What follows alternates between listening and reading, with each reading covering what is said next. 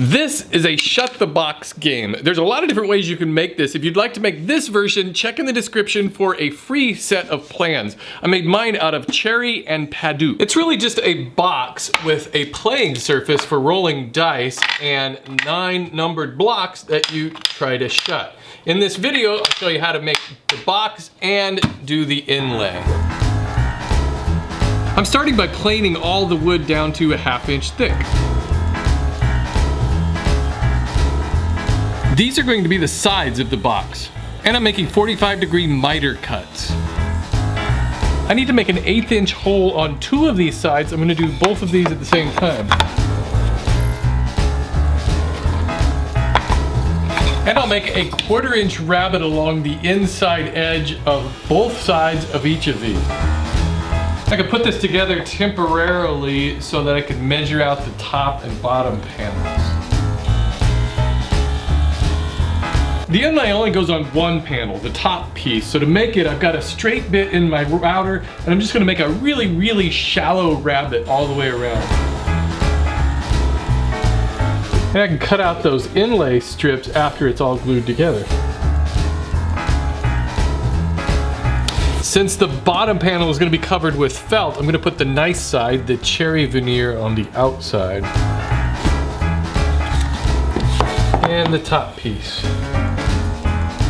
I'm gonna put some weight on there to hold it together while it dries. I don't want to put a lot of weight on there because those 1/4 inch panels may sag a little bit. You may remember an episode I had all the way back to, well, last week. It was one of my most popular episodes ever, but I made really thin strips of wood, and I'm gonna use the same technique to make the inlay strips on this project. These aren't gonna be quite as paper thin as those ones last week, so I'm gonna go about a 1/16 of an inch. Now I just need to cut these strips down lengthwise to fit into those rabbets, and to do that I'm just going to cut it with a razor blade. I'm going to hold this in place with some carpet tape so I can cut it without it sliding.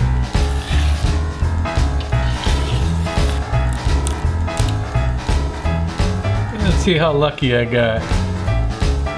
It's pretty close. And I'd rather have it a little oversized. Now I can just sand down the edges. That's a pretty good fit.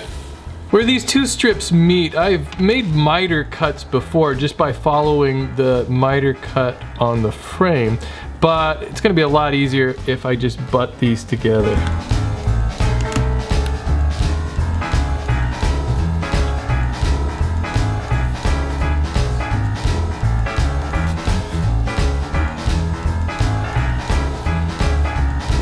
And I can just sand this all flush. Now I can run this through my table saw and separate the lid from the rest of the box.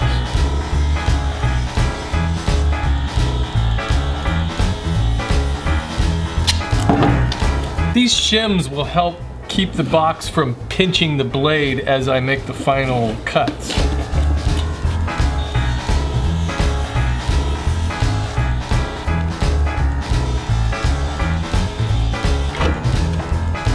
This piece of Paduk is for the flippers. They'll flip over like this, but before I slice them up, I'm gonna round over both sides with a 1/4 inch roundover bit.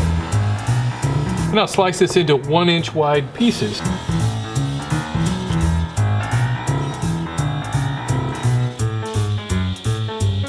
I need to drill an 1/8 inch hole into each of these pieces, so I've set up a stop block on my drill so that I can repeat it on all 9 pieces.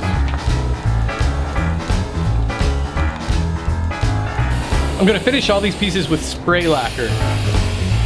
I cut out this 1/2 inch by 1/2 inch strip that I'll just glue down inside the box. I forgot to put the numbers on, so I've got these adhesive numbers that I'll stick on it, and then I'll just apply some more lacquer over them. I picked up this 1/8 inch diameter steel rod at the hardware store for the blocks to rotate on. I'll thread all of these blocks through, putting the steel rod through, and then I'm going to put a washer in between each one.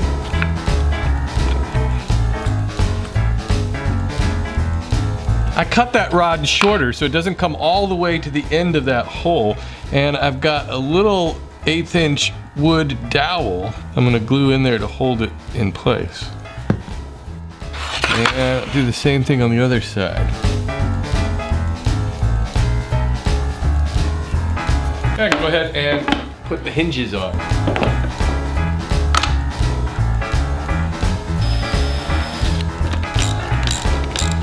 And put the latch on the front.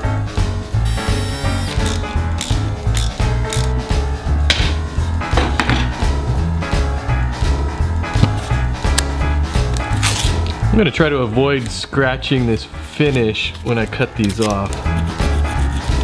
I'll try to sand this flush without scratching too much of the frame. I picked up this adhesive back felt at the craft store.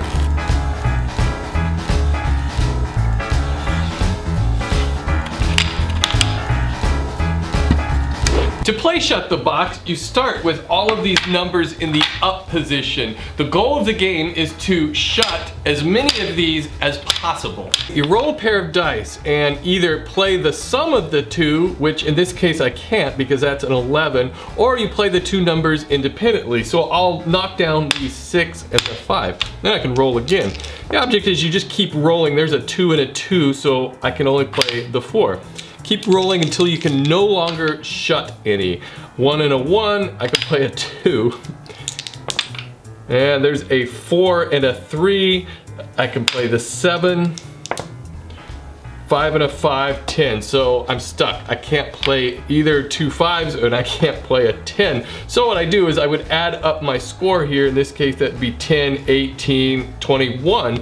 Write it down, and then the next player tries to get a lower score. I think there's a lot of different ways you could play this game. There's a lot of different ways you can make the game. I know one variation has 12 numbers instead of 9. I really love handcrafted wooden games because there's so many opportunities to really craft something special and beautiful. Thank you for watching this week's episode of Woodworking for Mere Mortals. Don't forget to subscribe if you liked this project. I have new woodworking videos every Friday. And in case you missed the announcement earlier this week, we opened up a brand new t-shirt store called the Wood Shop Bay. It's wood shop with an accent over the E. It's fancy. All different kinds of t-shirts just for woodworkers. We're gonna be adding a lot more. So please check that out and like my page over on Facebook. We've got over 30,000 likes on there now. So if you make a project and you wanna show it to the world, you can just post it on my wall. I'd love to share it. If you'd like to support Woodworking for Mere Mortals, you can do so over at subbable.com. Any little contribution you can make over there sure helps out a lot. And I thank all of you who have been supporting me over there thus far. Really appreciate your support. And that is all until next Friday. I'll see you then.